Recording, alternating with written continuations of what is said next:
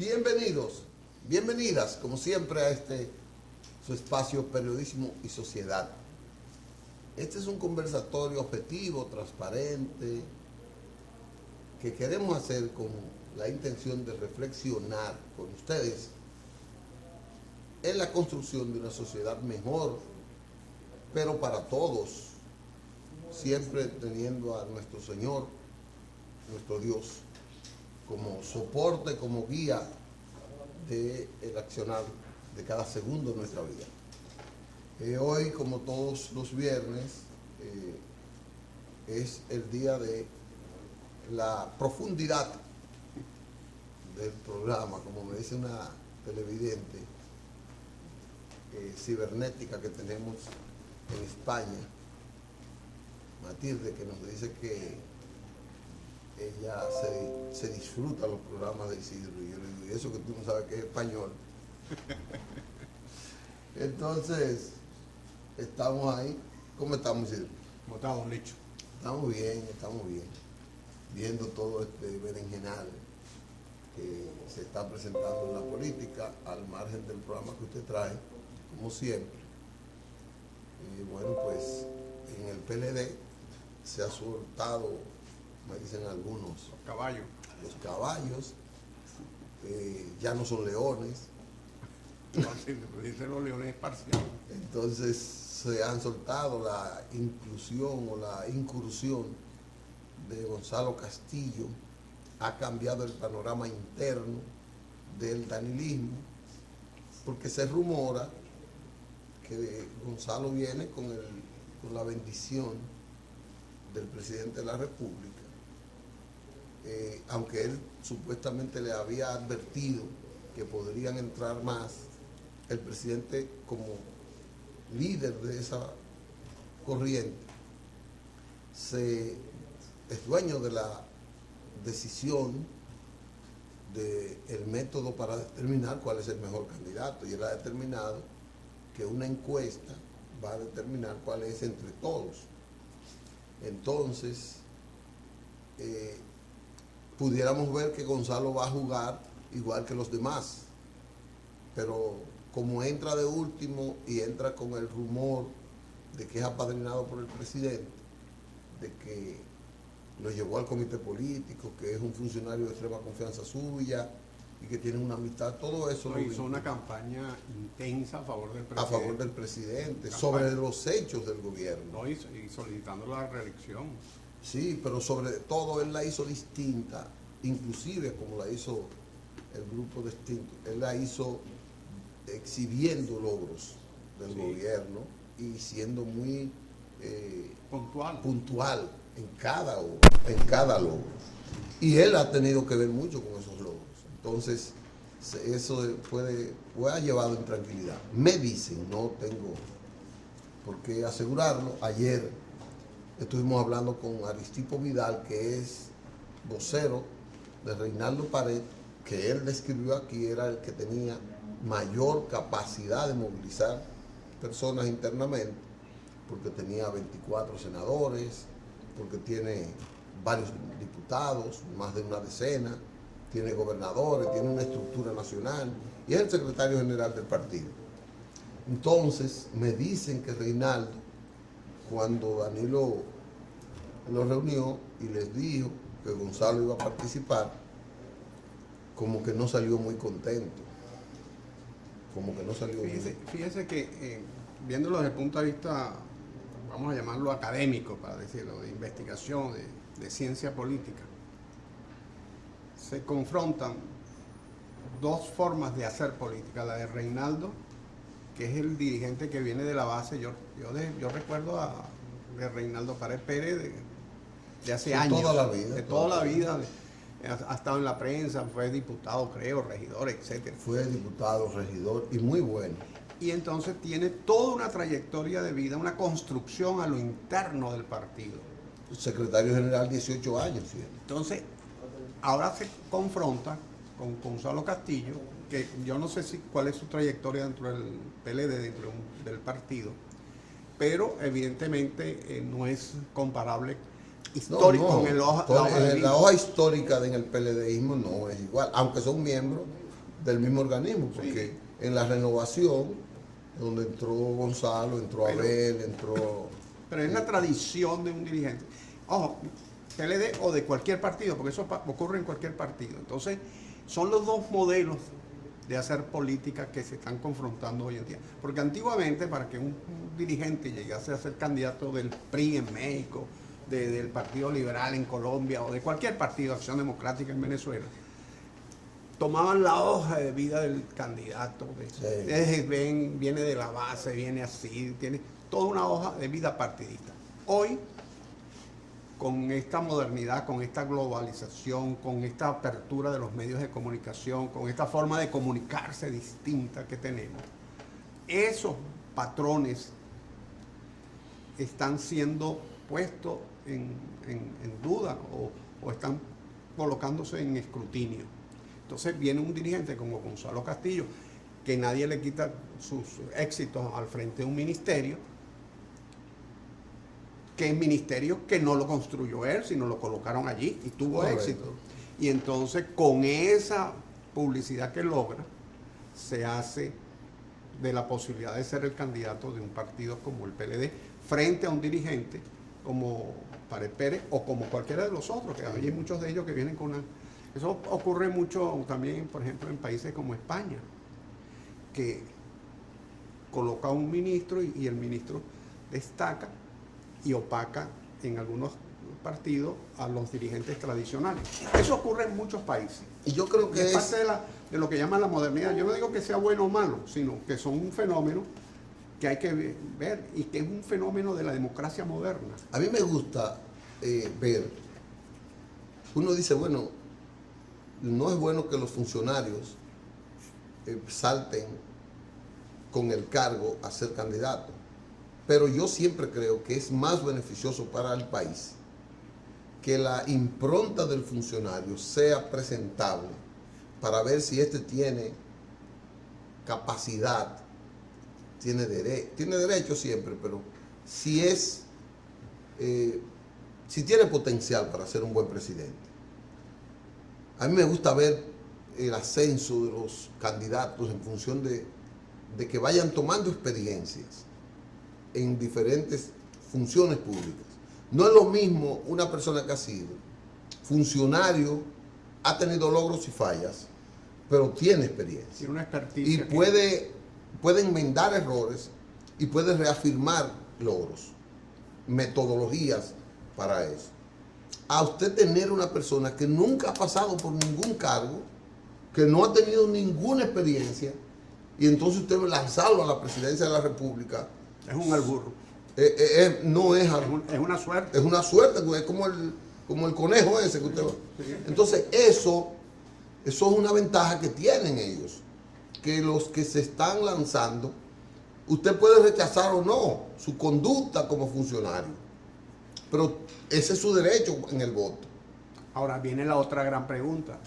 Usted es jefote en un partido político X y llega a la presidencia de la República y me coloca a mí de funcionario y coloca 3, 4 más de funcionarios y nos da la oportunidad de hacer eso, pero no le da la oportunidad a otros dirigentes que teniendo capacidad, que teniendo formación política partidaria, no le da la oportunidad de demostrarla en el cargo público. Él no Entonces puede eso no crea desbalance. Sí, es una gran crea desbalance porque es una de las grandes cuestiones de la democracia moderna. Sí, de la democracia, pero es evidente que hay uno que tiene ventaja porque tiene mayor expertise, tiene mayor... Entonces se favorece por esa vía la formación de grupos internos y de cooptación de dirigentes. Sí, porque los otros no han podido demostrar su capacidad. Tienen que hacerlo. O no su capacidad, no han podido demostrar la eficacia de la experiencia que pueda haber. Y eso se ve a todos los niveles, porque coloca en un distrito a un funcionario y ese después se lanza para regidor en esa zona, frente a un dirigente que viene de una junta de vecinos, etcétera, y no ha podido demostrar, y está demostrado que, qué sé yo, que hace su trabajo bien. Correcto. Entonces, logra el cargo de regidor que no lo logra el otro. Entonces, esas cosas de la democracia a lo interno de los partidos tendría que revisarse, porque cierto es que la modernidad ha dado más participación a la ciudadanía, pero no es menos cierto que todavía hay escalones que tenemos que subir. Correcto. En el PRM se cerraron las inscripciones, fue un éxito, y el PRM está en un momento envidiable para poder presentar una buena boleta en las elecciones congresuales y municipales, y sobre todo para la nacional. Aunque en la nacional hay 4 candidatos. Está don Ramón Emilio Concepción, está Wellington Arnaud, está Luis Abinader y está Hipólito Mejía. Todo luce indicar que por la amplitud de su currículum, de su historial como candidato, están entre Luis e Hipólito la contienda. Están ya lanzados a las calles. Luis ha reformulado su equipo y también ha reformulado su estrategia. Ahora se ha interesado un poco en el trabajo interno. Yo pienso que la designación de Chu Vázquez como supervisor, coordinador adjunto, y la de Tony Peña es una decisión que viene de una reflexión de, caramba, tengo que trabajar a lo interno, porque a lo externo no voy a votar, no voy a conseguir votos, que fue donde él descansó todo su tiempo y todos sus recursos, en crear una imagen de que él era el único presidente, y todo. Ahora le ha salido Hipólito, y parece que las cosas han cambiado de manera profunda en términos electorales. Y el día 6 de octubre veremos a ver qué va a pasar ahí. Hipólito dice que inscribió el 73%. Luis está diciéndole a su gente que tienen que llevar a votar el 85%. Eso yo no sé de dónde cómo lo tiene, pero vamos a revivir a Pitágoras para ver si hacemos en vez del 1 al 100, hacemos una cuestión que sea del 1 al 100. Exacto. Pero vamos a ver, ellos tendrán sus números y están trabajando. Hipólito estuvo ayer en Cristo Rey, ha estado, como dice, con una maquinaria encendida, le encendió los motores y no se ha parado. Ya fue a Jaina, lo pasamos aquí, tuvo en la circunscripción 1, que también fue una buena demostración, pero son solo encuentros con los dirigentes, porque tienen una nivelación de dirigentes y los ciudadanos, eso es con los dirigentes. Y también fue a Villamella, y ahora ayer estuvo en Cristo Rey, en Club Los Cachorros, y creo que hoy va para la circunscripción 3, o sea, es duro. Mañana, sábado, va a Santiago y tiene ya un programa que no lo detiene prácticamente nadie. Y Hipólito, un hombre que trabaja en eso y trabaja de serio. Creo que tengo un video, no sé si está ahí. Bueno, ese video que lo mandan de la Dirección de Comunicaciones del equipo de Hipólito para acá. Repito, le digo a la gente de Luis que pueden mandar de ellos, que yo no le voy a cobrar por eso, pero le voy así a pasar la de Hipólito ahora. Así que vamos a pasar lo de Hipólito ayer en Cristo Rey, y escuchemos y veamos lo que él palpó ahí y también lo que dijo.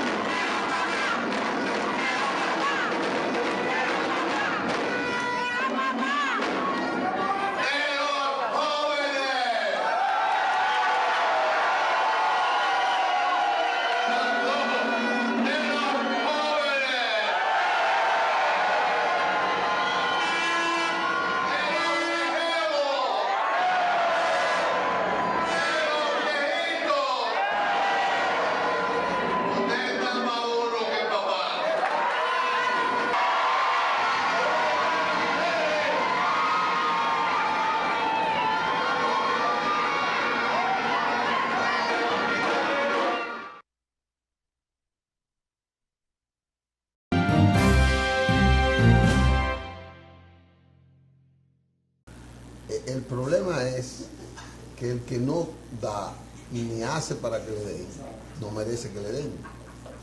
La gente tiene que trabajar y tiene que producir y tiene que demostrar aptitud de ganarse el pan de cada día, o el bizcocho de cada día, o el conconete de cada día. Pero en el socialismo no es así, tú naces y te dan y te llevan. Pero no estamos en el socialismo, pero de que fracasó el socialismo, porque le dan a la gente que no come. ¿Cómo está la cosa? ¿Qué tema tenemos hoy? Bueno, salió una noticia ¡Ay! de la Organización Mundial de la Salud que preocupa, ¿no? Usted sabe que a finales del siglo pasado... No había salido antes, porque hay muchas. Han salido muchas, pero salió una en estos días, ¿no? A finales del siglo pasado se creó el objetivo del milenio, que entre otros era reducir el 50% la pobreza, el hambre, etcétera, ¿no? Resulta que en los últimos 3 años la tendencia que venía hacia abajo, venía en una reducción. En la reducción. En la reducción. Se ha revertido en el mundo. ¿Cómo así? Se ha revertido. Y hay unas cifras que no son nada halagüeñas. Pero no solamente se ha revertido las cifras de hambre, o sea, ha aumentado el hambre en el mundo, sino que ha aumentado la obesidad. Pareciera una contradicción. O sea, hay más hambre y hay más gente obesa. El tema de la obesidad lo podemos ver ahora. Es una enfermedad. Es una enfermedad y es un producto también de los regímenes alimenticios, de la comida chatarra, etcétera, etcétera, ¿no? Pero hay unas cifras que son alarmantes. Dice que para el año 2018, 1 de cada 9 personas pasa hambre en el mundo. Hablan de 821 millones de personas que pasan hambre, casi 822 millones de personas. Es una cifra escandalosa, realmente. A pesar del esfuerzo que se ha hecho en 3 regiones importantes, como el África, que se ha hecho un esfuerzo, la parte del sudeste asiático, que también esas islas, esas naciones como Tailandia, y la India, que era uno de los pueblos donde realmente el índice de pobreza era tan alto, era muy alto, a pesar de un pueblo con mucho desarrollo, en términos de una zona. En Asia hay 513 millones de... 514, pero 513 millones 900 mil personas que están registradas que pasan hambre. En África 256 millones. O sea, en Asia hay 513 millones de personas que pasan hambre. Eso incluye la parte de China, que... Sí, parte de China. China ha reducido muchísimo. Pero todavía esa zona rural de China, aunque ya han llevado un desarrollo con una inversión de capital notable, y han desarrollado ciudades que antes eran extremadamente pobres. En América Latina y el Caribe hay 42 millones y medio de personas pasando hambre. 42 millones y medio. Pero en personas que tienen inseguridad alimentaria, no es que están pasando hambre, pero tienen inseguridad alimentaria. No tienen una estabilidad de cómo conseguir el alimento, ni una ¿cómo se llama? Como una estabilidad. Una regularidad en su ingesta alimentaria. Eso se llama inseguridad alimentaria. Inseguridad moderada o grave. Depende si es más crítica o menos crítica. En el mundo hay 2.000 millones de personas en esa situación. 2.000 millones. O sea, el 26% de la población. 26. O sea, 1 de cada 4 personas sufre de inseguridad alimentaria. Esa campaña que desarrolló la FAO, que tuvo el apoyo del Papa y de muchos organismos, pero básicamente la FAO, de reducir los desperdicios alimenticios. Sí, porque se bota mucha comida. Porque se hablaba de que 36 millones de toneladas de alimentos solo en América Latina se botaban. Entonces eso, reduciéndolo, pues mitiga un poco. Claro. Pero 2.000 millones de personas con inseguridad, eso es demasiado. Bebé con bajo peso al nacer, 20 millones y medio de personas, uno de cada en el 100 mundo. en el mundo. Ahora vamos a ver algunas cifras de América Latina y de la República Ese es, Dominicana. ese es un indicador un indicador terrible. Porque ese bebé se va a criar con deficiencias. Es que nace ya quizás con algunos organismos atrofiados o que no van a tener el desarrollo necesario y van a ser es un candidato a hospitales o a una vida corta o tortuosa. Niños de menores de 5 años afectados por el retraso en el crecimiento, o sea, baja estatura para la edad, 149 millones de niños. Wow. Estamos hablando del 22% de la población infantil. Retraso en el crecimiento. 22%, retraso en el crecimiento. En el crecimiento. Que eso también está vinculado a la forma como nacen, la condición como nacen, pero también a el poco acceso a la alimentación en su primera infancia. Claro, claro, y eso uno va a cualquier ciudad latinoamericana, ve ahí esos cinturones de miseria, tú los ves allí a esos niños, ¿no? Niños menores de 5 años afectados por emaciación, o sea, bajo peso para la estatura. 50 millones de niños, 49.5 millones, 49 millones y medio, que es el 7.3% de la población. O sea, niños raquíticos, con bajo peso, subalimentados. Entonces un niño que a los 3, 4, son menores de 5 años, está subalimentado, no se le forma bien los órganos, el cerebro no deja de ser un órgano. Seguro, un órgano bastante importante. Por el medio del cual pensamos. No, y todas las funciones corporales están manejadas por el cerebro. Entonces, ¿qué futuro tiene un niño que entre los 5 años de su vida tiene emaciación, se llama la enfermedad, bajo peso para la estatura? Niños menores de 5 años, pero con sobrepeso. Esta es la otra cara de la moneda. Con sobrepeso, peso elevado para su estatura, 40 millones de niños. Afecta el desarrollo. Claro, porque un niño menor de 5 años que esté obeso, el organismo, por el corazón tiene que trabajar más, el cerebro, la irrigación de sangre, es complicado. Sí. Niños y adolescentes en edad escolar con sobrepeso, hay 338 millones en el mundo. Y adultos obesos, 1 de cada 8 adultos en el mundo. 672 millones. 672 millones en el mundo. El 10% de la población. 1 de cada 8. Más del 10%. Como el 12%. El 13% exactamente. Tengo aquí el dato y estoy sacando cuenta cuando tengo el dato aquí. En la República Dominicana, en el año 2000, la situación era terrible.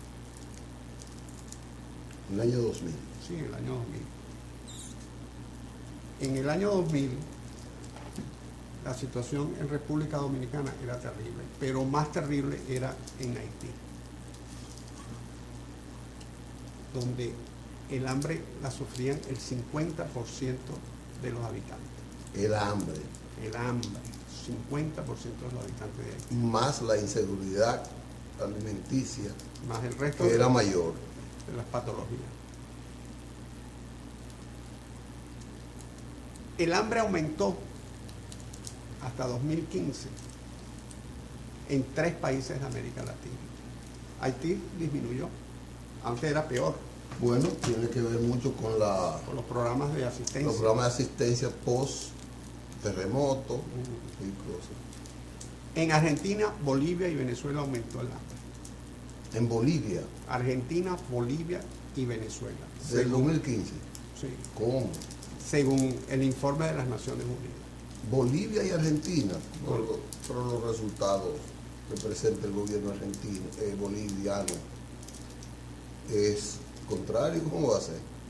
Evo Morales se ha ufanado de que no solamente se ufana, sino que parece que estadística dice que él ha incluido mayor cantidad de personas, porque ha incluido la parte indígena, la parte rural.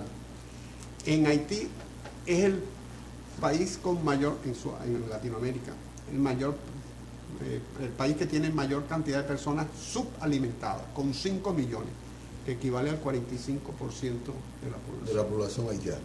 O sea, que si el 50% pasa hambre y el otro 45% está subalimentado, ahí prácticamente lo que se alimenta es el 5% de la población, según las cifras de las Naciones Unidas.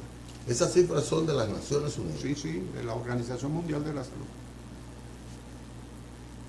Wow.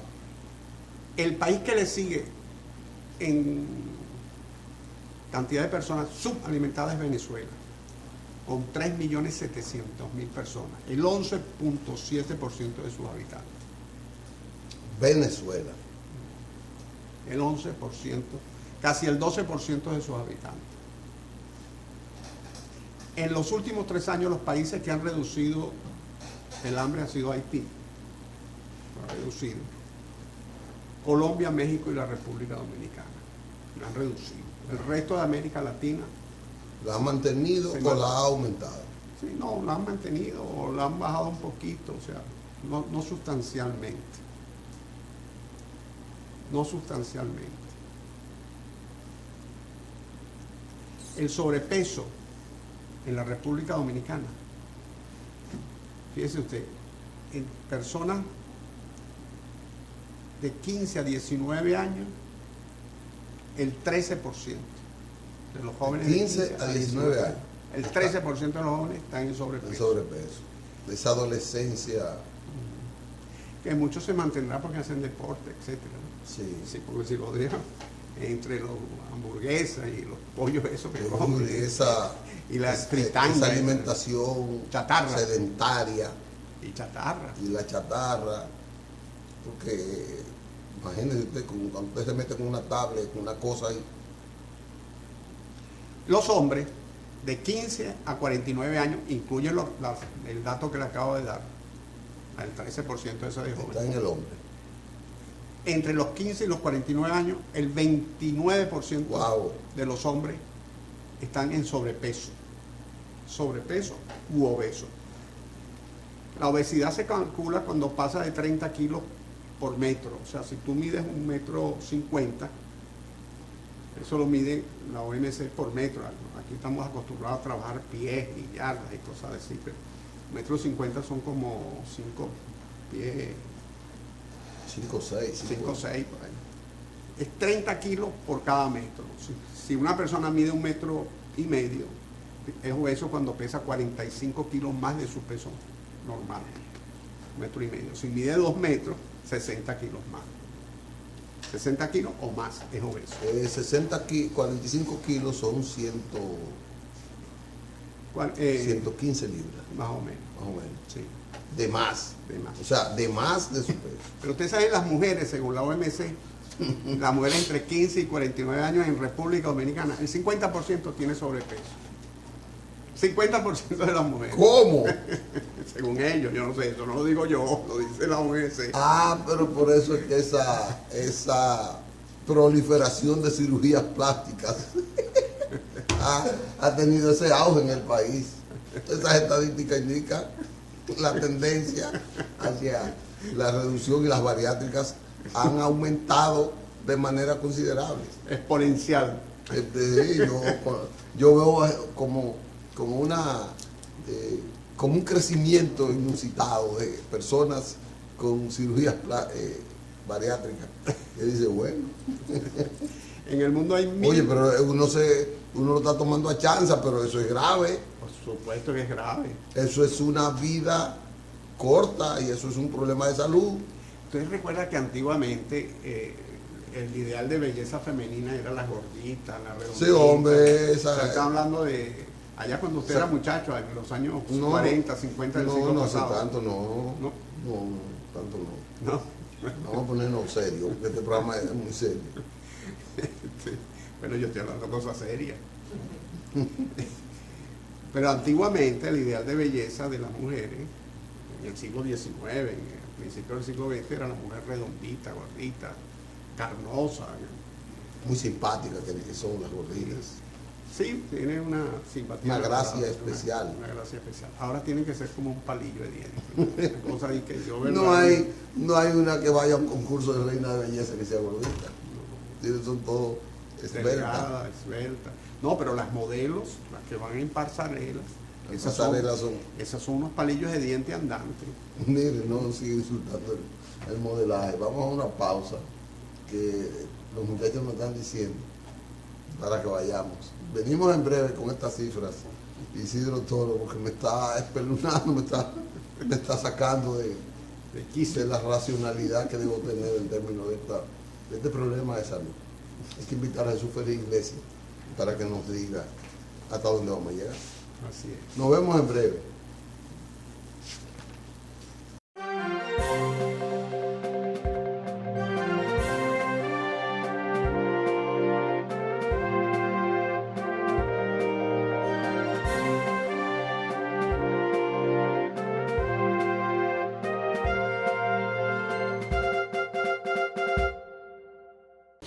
Bueno, Isidro Toro está dándonos cifras alarmantes, pero simplemente para que tengamos políticas conciencia. públicas.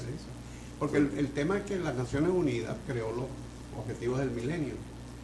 Y cierto es que aparentemente no se van a alcanzar en todo el mundo. Se iba con una cierta velocidad y se ha ralentizado. Se pusieron varias etapas, una de 15, otra 30. Sí. Fíjense que en el año 2000, el 2,5% de la población tenía un ingreso en el mundo menor de $1. ¿Cuánto? ¿2,5%? Por ciento de la población en el mundo menos de $1. Y el 11% menos de $2. Pero en la República Dominicana, antes del año 2000, o sea, en el año 2000, la cifra del año 2000, o sea, ¿cómo terminó el siglo XX dominicano? Terminó con un 28% de la población en condiciones de pobreza y un 54% en pobreza extrema y un 54% debajo de la línea de pobreza. Eso fue en el año 2000. Terminando el siglo. Terminando el siglo. O sea, el país ha avanzado mucho. Ahora, ¿cuál es el grave problema de todo esto? ¿Cuál es la raíz? Bueno, tenemos que llegar a la raíz, que es un problema de nutrición, que es un problema de educación. No, esas son las consecuencias. No, la raíz del problema. Sí. Las causas. Las causas del problema. Un problema de nutrición, pero el problema de nutrición tiene dos vertientes. Una vertiente educativa, que tiene una consecuencia económica y una consecuencia económica directa. Pero también la una pobreza. Consecuencia de salud, que no, tiene después trae, económica. Claro, después trae consecuencias de salud, etcétera, etcétera. De problemas en la educación, etcétera. El hambre, el presidente de Nigeria dice que cuando nosotros le matamos el hambre a una persona, a un grupo, reducimos la pobreza en un 50%. Es un decir. Eso realmente no es así. Porque la pobreza, no tan alto, la pobreza tan alta proporción, ¿no? Claro, la pobreza tiene muchos indicadores. Muchos indicadores. Pero una gente pobre que está pasando hambre extrema, tú le resuelves el problema en la comida y le cambia la vida realmente. Bueno, el hecho de que Cuba no sea un país pobre de la América es porque tiene salud segura, educación segura y alimentación segura. Los tres países con hambre inferior al 2,5% en Latinoamérica son Brasil, Cuba y Uruguay. Porque tiene esos tres elementos. Digo, la pobreza está reducida al mínimo por esos tres elementos. Problemas de hambre, ¿no? Sí. Brasil, Cuba y Uruguay. En Los 11 tres países, de América Latina. Sí. 11 países de Latinoamérica han logrado mantenerse estables, que son Chile, Costa Rica, El Salvador, Ecuador, Guatemala, Honduras, Jamaica, Nicaragua, Panamá, Paraguay y Perú. Se mantienen estables. Y ya hablamos de los tres. Pero el que se mantengan estables quiere decir que han retrocedido porque la población va aumentando y las expectativas deben ir aumentando. Y el que usted mantenga un nivel estable quiere decir que no el esfuerzo por reducirla, porque claro, eso se mide en porcentaje. Y es una proporción que usted tiene que hacer que aumenta la población y reduce el Claro, porcentaje para ver que tú estás avanzando. para ver cuánto es el avance. Entonces el problema nodal. Es como el empleo. Bueno, cada año entran 100.000 jóvenes con mano de obra económicamente activa, cada año. Si usted crea 100.000 empleos, usted no está aumentando el empleo, ni está reduciendo el desempleo. Hubo una información que dieron sobre el Plan Intersectorial de Prevención de Obesidad 2017-2021 en la República Dominicana. Eso lo dieron el año pasado, que dice que el 70% de los adultos y el 7% de los niños sufren sobrepeso en el país.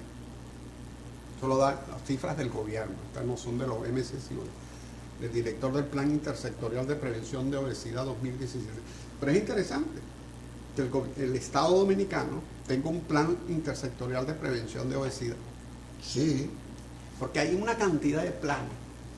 Y no todos los países tienen esos planes. No los tiene y no toda la población los conoce. Porque ni siquiera la población objetivo conoce muchas veces que ellos son parte o son objetivos de un plan.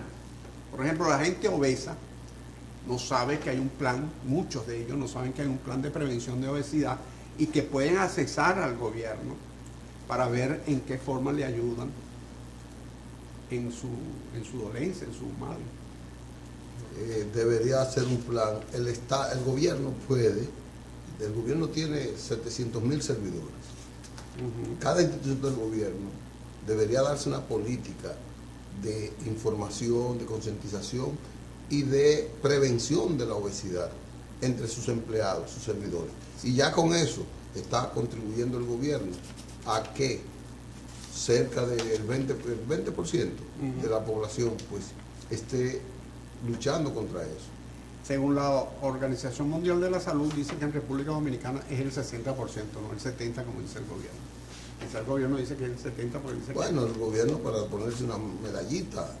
Porque la gente gorda es bueno para el gobierno. Sí, porque la gente dice, este está bien, este está gordo. A mí me dicen, tú estás bien. Cuando me ve la barriga, yo digo, pues es una enfermedad. Cuando usted sale, cualquier dominicano me dice, Isidro está bien, porque está gordo, está comiendo bien. Mentira, el que está gordo come mal. Es que cuando tú tienes poco dinero, ¿qué haces? Compras comida barata que y son las que aumentan. Más grasa, arroz, pasta, etcétera, que es lo que más. ¿Ah? O sea, oyeron, cuando usted ve a una persona gorda, no le diga que está bien.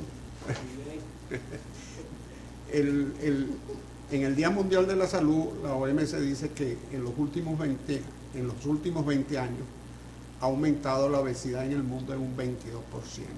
O sea, ya lo consideran una epidemia mundial. Por ese desarrollo capitalista. Eso. Mire, me estaba diciendo un hermano mío que en Puerto Rico, por ejemplo, hay una ciudad, creo que se llama Guaynabo, donde una sola franquicia tiene más de 40 locales de venta de comida chatarra y no es la que más tiene. O sea, que la gente lo que vive ahí es comiendo chatarra. A la gente no le gusta cocinar, le es muy difícil sentarse en una cocina, pararse en una cocina y cocinar, y menos cocinar con estos ingredientes, ¿cómo se llama eso? De vegetales y cosas, ¿no? ají, con esos sazones naturales, que ya eso no se ve. No, ahora inclusive todo es todo es enlatado, todo eso no sé. La directora Claudia Almonte, que es la directora de este tema creo que es de la Sociedad Dominicana de Cardiología, creo que es esa, Claudia Almonte, dice que uno de los problemas más graves en la obesidad y también la baja de alimentación es los cambios hormonales en la persona. Ahí viene la diabetes, ahí viene el infarto, ahí viene ese cambio de temperamento, que la gente, el cambio hormonal le provoca a usted una irritación que le impide tener una sociabilidad y eficacia en el trabajo. Ahora imagínese eso en una mujer en estado. Eso transmitido al bebé. Sí, 2 o 3 meses antes que ella está a punto de dar a luz y luego da a luz, que tiene que darle el seno. la leche materna, con todos esos cambios hormonales y esas disfunciones que tiene producto de uno o de lo otro, de la obesidad o del hambre, de la falta de peso, porque cuántas muchachitas tú ves por ahí que no se la lleva al viento porque Dios es grande y la ves con una barriga. Dice el poema, lánguida y transparente. Sí. Entonces, es un problema grave. Sumamente. Lo cierto es que el punto nodal es la pobreza. Seguro.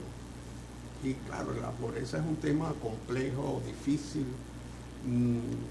tiene muchas aristas, muchas variables, pero si no hay un plan que al menos en materia de salud y educación, el Estado, un Estado, o sea, cuando digo el Estado es la sociedad toda, llámense empresarios, llámense partidos políticos, llámense grupos religiosos, llámense gremios profesionales, se pongan de acuerdo para que al menos en materia de salud y en materia de educación se haga una política de Estado en función de la sociedad y que se saque esos elementos de la diatriba diaria partidaria, de la discusión partidaria. Es difícil combatir el hambre y es difícil combatir la pobreza. Exactamente. O sea, tiene que haber una definición de políticas públicas estables, a largo plazo. Pero consensuada con la sociedad toda. Con la sociedad toda, con representantes de las juntas de vecinos. Y con controles. Claro. De que no cambien porque cambia el partido político, sino que hay un programa establecido, comprometido, como se hizo con aquel plan decenal de educación. Claro, entonces es la única forma de que usted puede acabar con el hambre. Es la única forma, sí. No hay otra. No hay otra porque... Y da lástima que uno ve en nuestros países, las campañas electorales, que la consigna de combatir a la pobreza no deja de ser un lema, debe ser una consigna de todos los candidatos. Que le colocan una pancarta en un cruzacalle. Vamos a luchar contra la pobreza, o pobreza cero, hambre cero. Sí, pero ¿qué tú me vas a hacer? Pero ¿cómo hacerlo? ¿Cómo hacerlo?